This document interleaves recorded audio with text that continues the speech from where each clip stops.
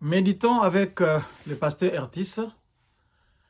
Nous sommes samedi, le 31 octobre. C'est la fin du mois. Gloire à Dieu, lui qui nous a gardés durant tout ce mois d'octobre. Et nous voulons méditer. Pour ce faire, nous utilisons le programme de la Ligue pour la lecture de la Bible, intitulé « Les lecteurs de la Bible 2020 », qui a prévu en ces jours Juge 19, 16 à 30. C'est la suite du texte d'hier, où il est question du Lévite et de sa concubine. Pour approfondir cette méditation, le lecteur a prévu les questions suivantes. Y a-t-il un exemple à suivre ou à ne pas suivre? Quel verset m'interpelle le plus? Pour ma prière, y a-t-il quelque chose que Dieu me montre, dont j'ai à me repentir, auquel croire et obéir, pour lequel le remercier et le louer, pour lequel lui formuler ma demande? Si vous voulez retrouver cette méditation, nous vous conseillons de visiter notre site internet www.eglisedoxadeo.com. Au travers de notre site internet, vous découvrirez qu'il y a une place où vous pouvez aussi nous contacter pour nous envoyer votre intention de prière. Allez à la première page du site, vous trouverez cette place-là intitulée « Intention de prière ». Vous allez écrire votre intention là-bas et nous l'envoyer. Nous serons heureux de prier pour vous.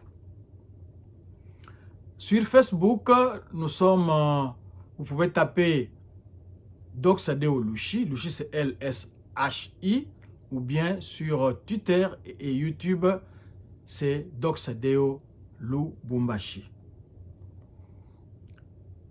Nous allons prier. Père, merci pour ta parole. Merci parce que tu veux nous parler. Merci parce que tu veux nous enseigner de grandes choses ici. Nous bénissons ton Saint-Nom parce que l'on pouvait croire que ce sont des choses du passé. Or, c'est une situation actuelle. Béni sois-tu d'éternité en éternité. Remplis-nous du Saint-Esprit. Au nom de Jésus-Christ. Amen. Shalom, shalom. Bienvenue à cette méditation de samedi. Que Dieu bénisse votre week-end. Nous allons commencer au verset 16.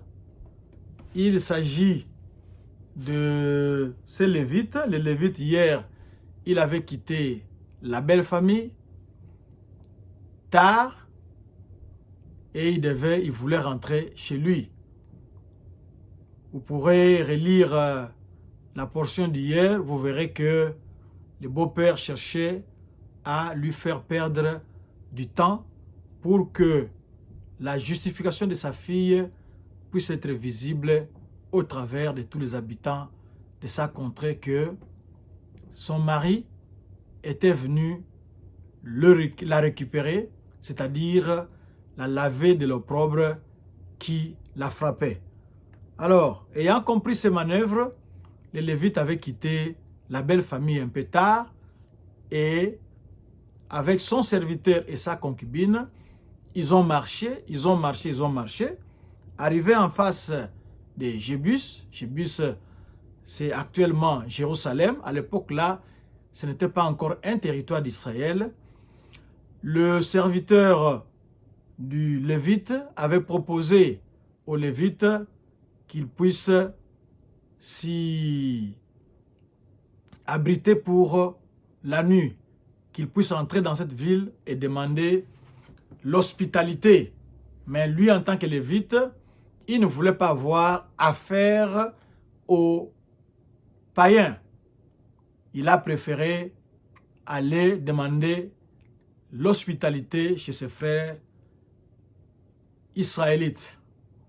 Mais nous voyons déjà dans ces Lévites quelqu'un de contradiction. La femme a été infidèle, il est allé la récupérer. La femme n'a pas eu le temps de se repentir, de regretter le mal qu'elle avait fait. L'homme est venu la récupérer. Maintenant, au lieu d'aller demander l'hospitalité chez les païens, il a préféré aller chez ses frères d'Israël.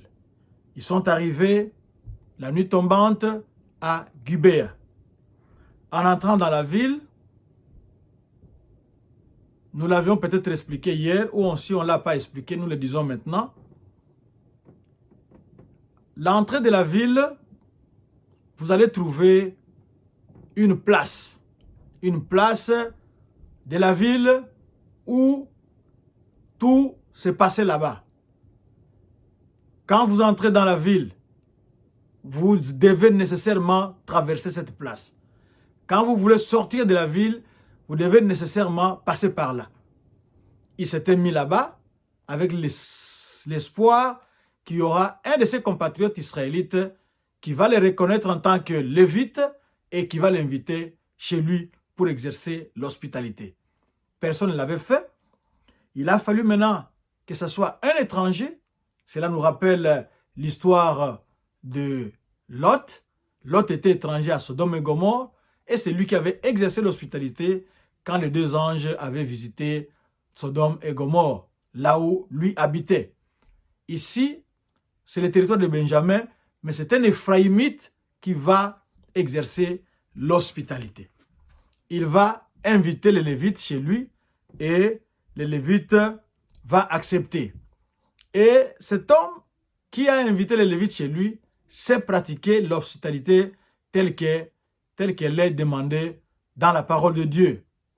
Il a lavé, il a nourri les bêtes de somme, il a nourri ses invités et surtout il leur a donné de l'eau pour laver les pieds. Le voyage se faisait à pied, c'était un pays désertique, très souvent il y a de la poussière. Alors pour montrer que votre invité est le bienvenu, vous devez lui laver les pieds, vous devez lui présenter de l'eau pour laver ses pieds. Pendant qu'il passait la soirée avec ce vieux, des gens sont venus frapper à la porte. Et qu'est-ce qu'ils voulaient? Ils voulaient que le vieux là, l'Éphraïmite, puisse leur donner l'homme, le Lévite qui était entré chez eux parce qu'ils voulaient avoir des relations sexuelles avec eux, avec lui. Comment cela est-il possible? La nature ne vous enseigne-t-elle pas? Comment on peut avoir des relations sexuelles homme et homme? Le maître de maison, le maître de séance, va proposer une solution de réchange. Il dit, j'ai une fille qui est vierge, je vais vous la présenter et faites d'elle ce que vous voudrez. Rappelons que ce Lévite ici, c'est un serviteur de Dieu. Un Lévite est un serviteur de Dieu. Pendant qu'il y avait cette difficulté-là, l'idée ne lui est point passée par la tête d'invoquer le Dieu qu'il servait. Il ne l'a pas invoqué. La dernière prière du livre des Juges s'est arrêtée à la prière de Samson lorsqu'il mourait. La déchéance morale et spirituelle d'Israël était très grave à tel point que les Lévites, devant la difficulté, a oublié d'invoquer son Dieu. Il a présenté une solution égoïste. Comme les gens qui sont dehors voulaient avoir des relations sexuelles avec les Lévites fait l'échange. Il présente Jésus-Christ. C'est comme avec nos péchés. Nous étions pécheurs, c'est lui qui devait mourir. C'est toi et moi. Mais non, Jésus-Christ a fait cet échange, cette substitution. Il avait pris notre place. Le Lévite va donc présenter sa concubine. Il va la livrer à la populace qui étaient amassés dehors. Et bien sûr, cette populace affamée, cette populace s'en était pris à cœur joie sur la pauvre dame. On a abusé d'elle toute la nuit, on l'a violée toute la nuit et on l'a libérée seulement quand les jours commençaient à se pointer. La femme s'est traînée jusque devant la porte où étaient les Lévites et elle est tombée là. Les Lévites le matin, ils voulaient, je ne sais pas comment il a passé la nuit, peut-être calmement, parce qu'il a sauvé sa peau. Il était égoïste. Son hôte aussi était égoïste parce que ils étaient trois avec les serviteurs. Ils pouvaient essayer de s'opposer. Ils pouvaient essayer de faire quelque chose pour libérer cette pauvre dame. Ils ne l'ont pas fait. Ils sont restés cloîtrés dans leur maison. Et le matin, quand ils voulaient reprendre la route, ils trouvaient là la femme au travers de la porte. Il la prend, elle ne parle pas, il la met sur l'âne et ils sont rentrés chez eux parce que la femme était déjà morte. Ils ne sont pas rentrés parce que la femme était morte, mais le but de leur voyage, c'était de rentrer chez eux. Arrivé chez lui, à Ephraïm, sur le territoire d'Ephraïm, il prend un couteau, il découpe la femme en 12 morceaux, envoyant à chaque tribu une part. De telles pratiques signifient que c'était une déclaration de guerre. C'est-à-dire qu'on était en train d'inviter Israël de se lever et d'aller combattre. Il a envoyé là-bas. Qu'est-ce que nous pouvons retenir ici? Nous avons un leitmotiv, nous avons un refrain qui est revenu. Au premier verset là-bas, il n'y avait pas de roi en Israël à cette époque-là. Et quand nous avions lu le chapitre 17, verset 6, il n'y avait point de roi et chacun faisait ce qui lui semblait bon. Nous pouvons voir dans ce texte ce qui arrive quand on met Dieu de côté. C'est comme un poisson qui mettrait l'eau de côté. C'est comme une plante qui mettrait la terre de côté. Ce n'est pas possible. On ne peut pas vivre sans Dieu. On ne peut pas continuer à vivre en ignorant Dieu. Et quand on ignore Dieu, eh bien, Dieu ouvre les freins. Et la déchéance est profonde. Elle est basse. La bassesse, on fait montre de la bassesse et on descend plus profondément dans la bassesse qu'on ne peut pas imaginer. Ce qui s'était passé à Sodome et Gomorrhe, c'était des territoires qui n'avaient point d'alliance avec l'Éternel. Mais ici, si c'était à Jébus, nous allions dire non, c'était des gens qui n'étaient pas des Israélites, qui ne connaissaient pas Dieu. Mais ici, c'est en plein territoire d'Israël. Les gens ont un comportement barbare. Les gens ont un comportement inadmissible. Ils ont laissé l'usage naturel de la femme et ils voulaient avoir des rapports avec les hommes. Quelle bassesse! Israël était tombé très bas pour avoir abandonné son roi, l'Éternel des armées, le Dieu tout-puissant, le Dieu incomparable. Israël l'avait abandonné et les conséquences ne se sont fait pas attendre. Bien sûr, ce n'était pas du tic au tac, mais c'était centimètre par centimètre, de façon imperceptible, ils sont tombés dans l'abîme de la déchéance, jusqu'à aller violer la femme d'un Lévite, en abuser toute la nuit et la libérer. Les Lévites, qui n'étaient Lévites que des noms, il y a des gens qui sont comme ça, ils ont gardé seulement les titres, mais à l'intérieur, ils sont vides.